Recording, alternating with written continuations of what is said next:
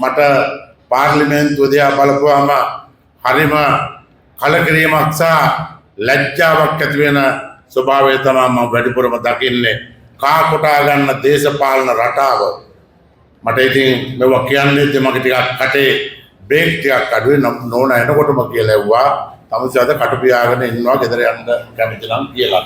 ඒක නිසා නමුත් කීයුතු දේ අමතුමනේ අපිවාලා සෝදව අපිවාලා අතරේ පෞද්ගලික ප්‍රශ්න නැහැ. වාලා මහ ජනතාව දීපු වගකීම වල තරන්නේ අපි මහ ජනතාව වෙනුවෙන් වාණිජමය අරමුණක් එක්ක අපේ සේවාවල් කරන්නේ. ඒක තමයි ලෝක සම්මතය. එහෙමනම් රජයත් අපි අතරත් විශාල සම්බන්ධතාවයක් සහසම්බන්ධතාවයක් තිබිය යුතුයි. ආදායම් බදු රජයක් හරි විදියට ක්‍රියාත්මක වෙන්න නෙවෙයි, රජයක් නෙවෙයි, ගෙදරක පවුල ගත්තත් ඕනෑම ආයතනයක් ගත්තත් ඕනෑම වැඩපිළිවෙලක් ගත්තත් ඒ සියලුම දේ කරන්න හරියටම අත්‍යවශ්‍ය මූලිකම අමුද්‍රව්‍ය තමයි මුදල්. මෙන්න මේ මුදල්ලා සම්බන්ධව ගත්තාම මේ රටට ලෝකෙට නොපෙනෙන අපි මහා සේවාවක් කරන ව්‍යාපාරිකයෙක් පිරිසක්. බැංකුවේ තියෙන්නේ මහජන මුදල්. ඒ තැන්පතු මුදල් අපි අරගෙන ව්‍යාපාර කරලා තමයි ලාභයක් අරගෙන ණය ගෙවලා ඒ තැන්පතු කරුවන්ගේ අවශ්‍යතාවයේ ඒ තැන්පතු කරුවන්ගේ වගකීමක් විදිහට උන් දරන පොලිය ලබා දෙන්නේ විශේෂයෙන්ම අපි. නමුත් මේ රටේ ඇති වුණ පෞද්ගලික කාලේ ඒ ඇති වුණ තත්ත්වයක් එක්ක විවිධ ක්‍රම අවසාන ප්‍රතිඵලයක් වශයෙන් IMF එකේ යෝජනාවට තමයි අපේ රටේ මූල්‍ය කටයුතු සියල්ලම දැන් පාලනය වෙන්නේ. හැබැයි ඇමතිතුමනි 36ක පුජ්‍යලික බද්දක් අපෙන් අය කරනවා. ආයතන වලින් 30ක් අය කරනවා. කිසියම් ගැටලුවක් නැහැ. ඇමතුමා මම මේට වැඩිය මේ ගැන කිව්වොත් මට කියන්නේ නෑ ඩඩ්ලි 50ක් අය කරන රටවලුත් ලෝකේ තියෙනවා කියලා. ඔව් පිළිගන්නවා. ඔවුන් රටක් වශයෙන් ආර්ථිකයේ වශයෙන් ශක්තිමත් වැඩපිළිවෙලකට ගිහිල්ලා ආදායම් එකතු කරගෙන සමහරවිට රටේ සමස්ත ජනතාවටම විශ්‍රාම වැටුප් ගෙවන රජයවල් ලැබුවා. අපේ මොනවද?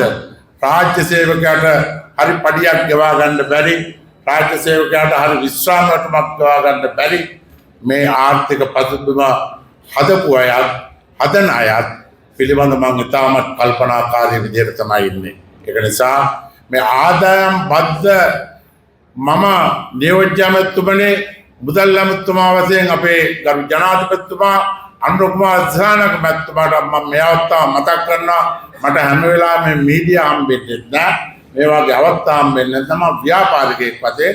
ඒක නිසා මට මේක හම්බුන දවසට කියන්න ඕන ඔක්කොටම කියන්න ඕන හොඳම තේරෙන එකෙන්ම කියලාම ඉවර කරන්න තමයි මම හැම වෙලාවෙම උත්සාහ කරන්නේ. ඒක මගේ ඇති.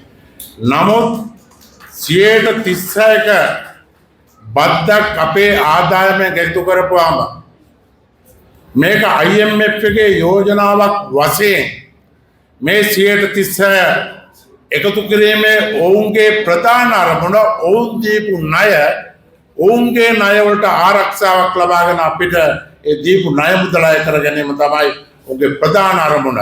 නමුත් නායකයන් වශයෙන් පාලකයන් වශයෙන් පැහැදිලිව උන්ට කියන්න ඕනේ මේක අවුරුදු 5ක් තිස්සේ 2019 දිග නැති වුණ සිද්ධිය, 2019 පාස්කු සිද්ධිය, කොවිඩ් සිද්ධිය, ආර්ථිකයේ වටන සිද්ධිය, දිට්ඨ සිද්ධිය, මේ ඇති වෙලා තියෙන තත්ත්වයේ මේ සියලුම දේ යටතේ අපිට මේ වාගේ බද්දක් ගවන්න උනොත් අපේ රීඉන්වෙස්ට්මන්ට් කියන එකක් මේ රට තුල දකින්න හම් වෙන්නේ නැහැ.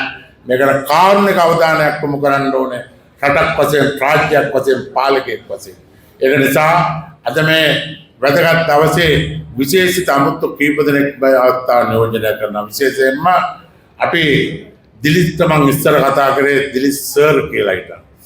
කාලයක් ගිහිල්ලා අයියාම ජනාධිපති වුණාට පස්සේ මම දිලිත් මචං කිව්වා. දැන් එයා මන්ත්‍රීතුමා හින්දා දිලිත් මැතිතුමා කියන්න සිද්ධ වෙලා තියෙනවා. ඕක තමයි මිනිස් ජීවිතවල ස්වභාවය. අද හෙට අනිත් වෙනස් වෙන විදිය.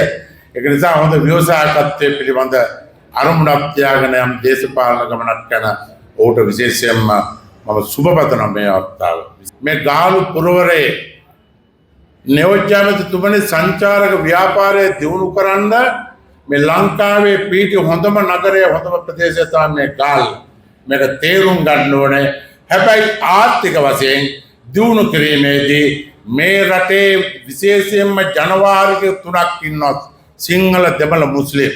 මේ ජාති තුනේම සෙනසුරාදා ඉරිදට අමතරව මේ ජාති තුනේම නායකයා පුදුන දවසට, නායකයා නැති වුණ දවසට, නායකයා වෙනත් කාර්යයක් කරපු දවසට වෙනත් මෙහෙම නිවාඩු අරගෙන රටක් හදන්න මෙව ආර්ථික වශයෙන් ගත යුතු තීරණ රටේ කාට වුණත් සමත්ත නීතියක් යටතේ එක නිවාඩුවක් ලැබෙන ක්‍රමයක් තියෙන්න ඕනේ.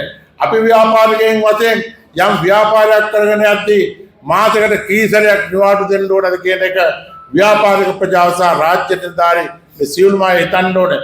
මේ ආර්ථික වැටෙන්න මෙව්වත් විශාල ප්‍රශ්න කොයි වෙලාවකවත් පාලකයෙක් වශයෙන් ආගමයි ආර්ථිකේ පාලනයේ එකට හිතන්න එපා. ඒ තුන වෙන් කරගත යුතුමයි. එහෙම නැත්නම් අපේ රටක් වශයෙන් ජාතියක් වශයෙන් ඉදිරියට යන්න බෑ. මම ව්‍යාපාරිකයෙක් වශයෙන් මෙතෙන්ට ඇවිල්ලා නැති දේ ඇති කරන්නවත් ඇති දේ නැති කරන්නවත් තව කෙනෙක්ගේ හිතක් හදන්නවත් තව කෙනෙක්ගේ ඉස්සරහට දාන්නවත් මම එහෙම වැඩ කරන කෙනෙක් නෙවෙයි. අපි ව්‍යාපාරිකයන් වශයෙන් තමයි අපේ එකමුතුව හිතවච්චම විශේෂයෙන්ම මේ ගාල්ල නගරය තුළ මට තියෙන සම්බන්ධකම. අද අපි රටක් වශයෙන් අතිමහත් ආර්ථික අර්බුදයකට මුහුණ දීලා තියෙන අවස්ථාවක්. බලාපොරොත්තු නැති කරදර කම්කටොළු රාශියක් දිස්ත්‍රා සුලිකුණාටුව බලාපොරොත්තු නැති මැදිපෙරදිග යුද්ධය මේ සියලු දෙයින්ම අපිට වෙලා තියෙන හානිය විශේෂයෙන්ම අපේ රටට අපි මේ මහා ජාතියක් ගැන ගාල්ලේ පුරවරය ගැන මහා සංස්කෘතියක් ගැන කතා කරන මහා ජාතිය ඇල්පෙනිත් ඉඳලා පිටරටින් ගෙනල්ලා කන ජාතියක් තමයි මේ කියන මහා ලොකු ජාතිය. ඒක ප්‍රතිඵලය මොකද්ද? අද ඩොලර් එක දවසකට එන ඩොලර් 100ක් රටට අඩු වුණත් අපේ account වලට දැනෙන මට්ටමට අපේ රටේ ආර්ථිකය පිරිහිලා තියෙනවා. මෙන්න අවස්ථාවක නව රජය මම රජයට හොඳ කියන්නවත් සුදු ගන්නවත් නෙවෙයි. නමුත් ඕම් කරන පැහැදිලි උත්සාහයක් තියෙනවා මේ ආර්ථික සටන මේ අභියෝගයේ ජය ගන්න. ඒ ජය ගැනීමට නම් රජය සහ ව්‍යාපාරිකයන් අතර විශේෂ සම්බන්ධතාවයක් තිබිය යුතුමයි. රජය සහ රාජ්‍ය නිලධාරී, රජය සහ මහ ජනතාව කවුරු මොනවා කිව්වත් රටේ ආර්ථික ගොඩනැගීමට නම් රජය සහ ව්‍යාපාරිකයන් අතර මනා අවබෝධයක්, මනා සම්බන්ධතාවයක් තිබිය යුතුමයි.